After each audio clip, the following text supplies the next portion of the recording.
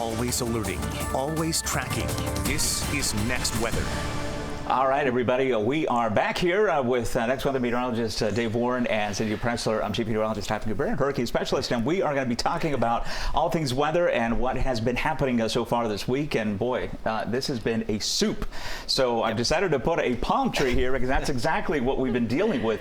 Just incredible amounts of rain over the last several days here, and we continue to see pockets of anywhere from 2 to as much as 4 inches of rainfall in a short amount of time. But look at what's happening north of this frontal boundary. This is actually this blue here. We didn't just paint this. This is, data that depicts how much moisture is available in the atmosphere, guys. And when you see the deeper blues there, this is about as juicy as the atmosphere gets. And then north of the front, how about some falling leaves? Well, it's not quite there yet. I lived in Atlanta for a while. It takes a while, but they've been enjoying fantastic weather. We try to get some of that cooler air in here before the tropical moisture came back. In fact, Saturday, 86 degrees at 56 days of 90 degrees or higher. Put an end to that. That was the first front that was attached to the low, which eventually became over the weekend Ophelia, which hit the Carolinas with some heavy weather. But now we've got this front still draped across the southeast, and until we get this thing moving, we are going to be stuck in this pattern with daily rounds of not just our typical thunderstorms that we get during the summer. Although our dry season begins at the 15th, we're getting close to that now, and it looks nothing or feels nothing like it. It's just a steam bath out there,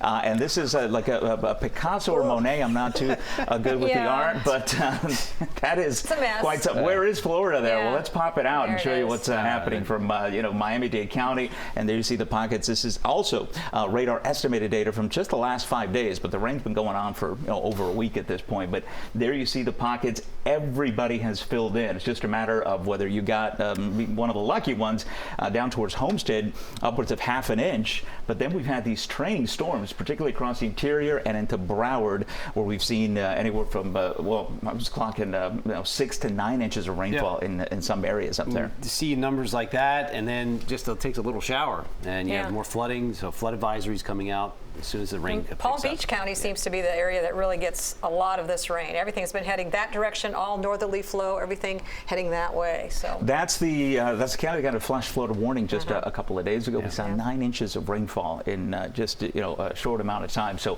hopefully we won't get those kind of rain totals here. But the issue is now, because the ground is just a big wet mop at this point. There's just nothing. The soil just can't take much more moisture, and so even half an inch to an inch of rainfall, and all of a sudden our alarms start going off, and you may get alerts as well as far as flood advisories. Right. And I think we start getting into 2 to 3 inches. We are close to that flash flood warning threshold that is now much lower because of what you see behind us here. Yep. Takes a little longer to drain too, so the rain sticks around a while, and if it comes in the afternoon, evening rush, that's your drive home. And you're going to be talking about king tides in a few minutes, which also, it's the time of year, but it's also what's happening locally. And when you get this heavy rainfall, it makes it worse. And Cindy will be talking about some of the strongest hurricanes in the Atlantic. But before we get to that, we also, Cindy, was talking about this last night because we were thinking, we know there's a drought going on in western Florida, but we just want to know what kind of, the rain of late, what it's done. Well, this comes out every Thursday, right? So it'll be interesting to see what happens tomorrow. I'm thinking some of these colors, well, the yellow is easy to get rid of. That's just abnormally dry. I think the Keys will be out of that. That's a good possibility with all the soaking rain they've been getting. But look at places up towards, Tampa Bay. They need rain. They need rain. St. Petersburg. I mean, all those counties there. And part of the reason, we've been getting this flow that has been just hitting the eastern side of the peninsula. And so it hasn't been the reverse where they get all the storms piling up towards the western. So they've been dealing with. I mean, it's just interesting to see just a little sliver there. We're going into, extreme drought, but thankfully with the recent rain, hopefully. And this is unusual. It's the rainy season, including the Gulf Coast is the rainy season. They usually are not dry in September going into October.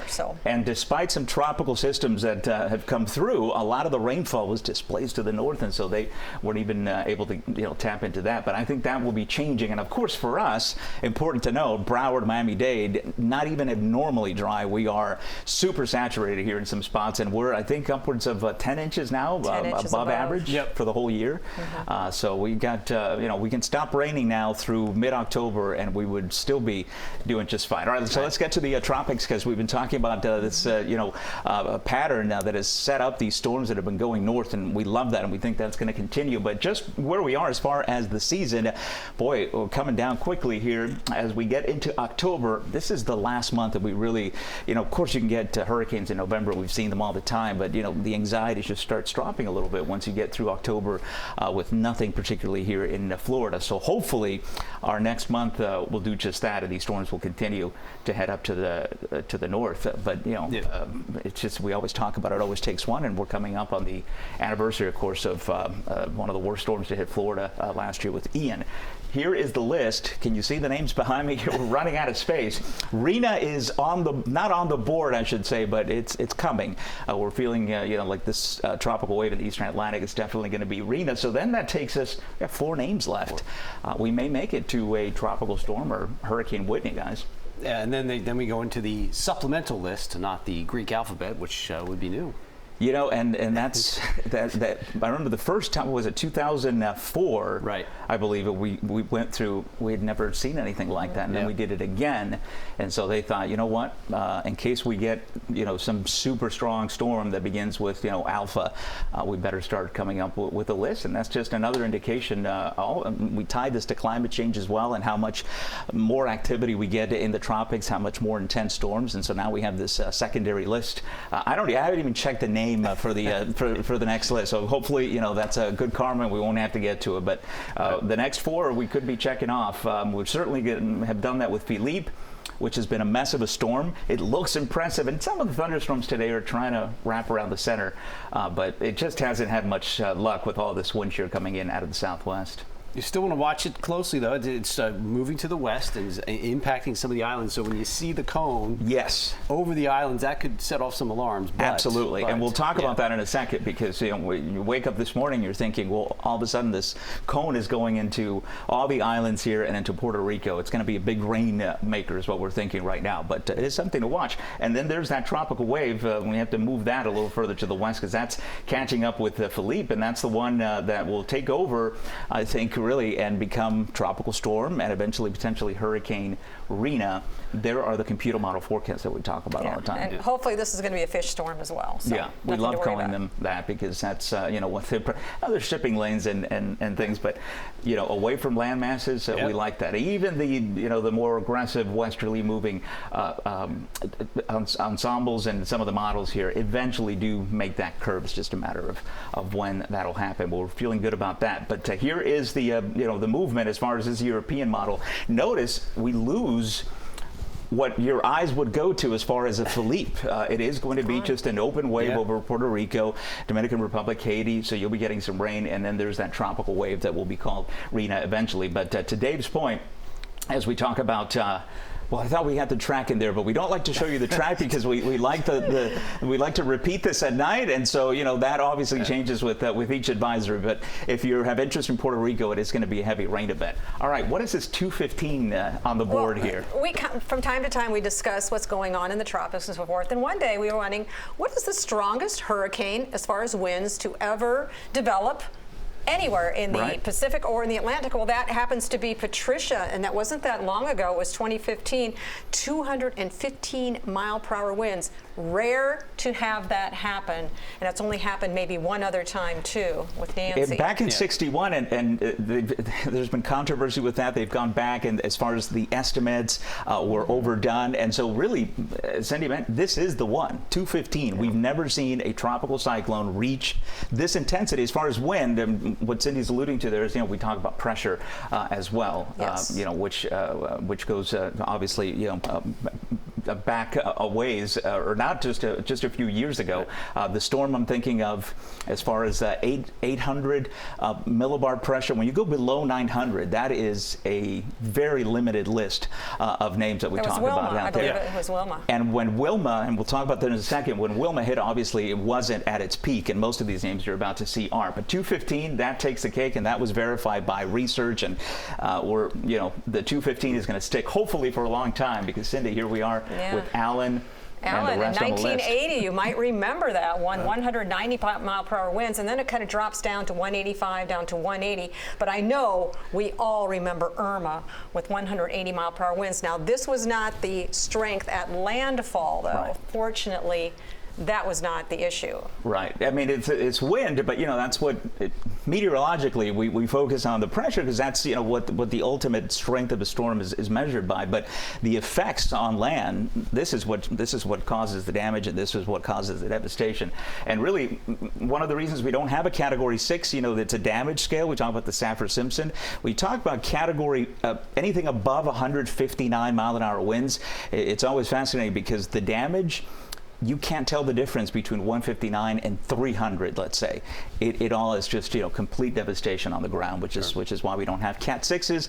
If you watch TikTok videos, then maybe you've heard of a Cat 6 or 7, but no, please, no. And it's interesting, there are some scientists that believe we could go higher than 215 mile per hour hurricanes in the future. We don't know because our environment is changing. We have global warming going on. It is a possibility. Some are estimating by the end of the 21st century that yes, indeed, we will be going up much, much higher limits. But out of these hurricanes, only 4 had impacts on Florida. But that's a great number when you think about it. The strongest hurricanes by wind, next graphic, is it's the Florida ones. Look at this, 1, 2, 3, 4.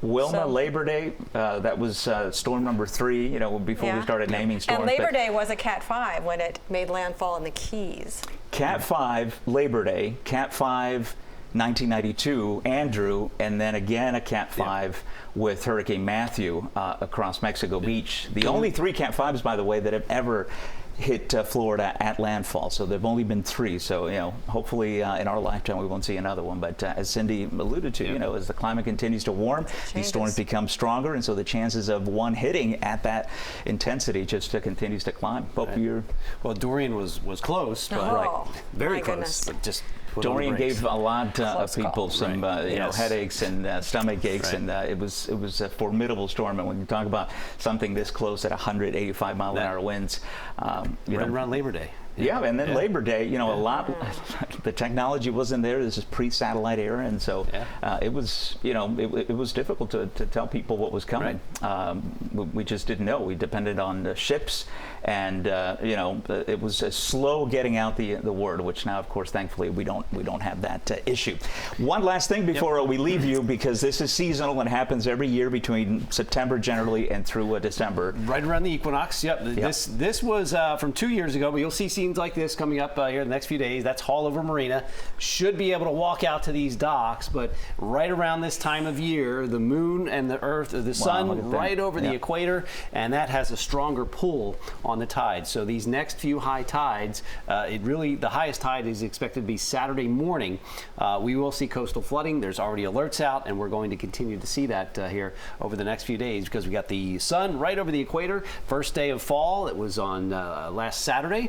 And they lined up. It's a perfect, when it's right over the equator, has that stronger pull, pulls the water a little higher, and that creates higher than normal tides. And you can flood, and this is the issue we talk about, rising seas, is that just a normal tide cycle, these didn't happen this way, but now they continue to come up. And because of the recent rains we've gotten and all the heavy rainfall, even a little bit higher, so the coastal flooding could be, more of an issue and a little bit more widespread and more intense. So we'll continue to monitor that with advisories over the next few days.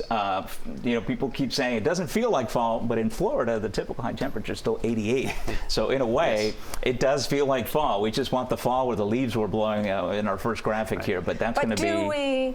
This is why we live in Florida. You were in St. Louis last week, and with sweaters, I think? No, it was warm. It was very warm. But you like that. But at night, below 70, I think you start having... I had to wear jeans, okay? I don't like wearing pants. So, jeans. It's going to be a while. So for now, we're going to crank up the ACs, and we hope you have a great weekend. We're hoping for a little drier weather. That's the forecast for now anyway, towards the end of the weekend and into early next week. We'll check back with you and keep sending your questions or comments to our social accounts, and we'll catch up with you next week right here on Next Weather.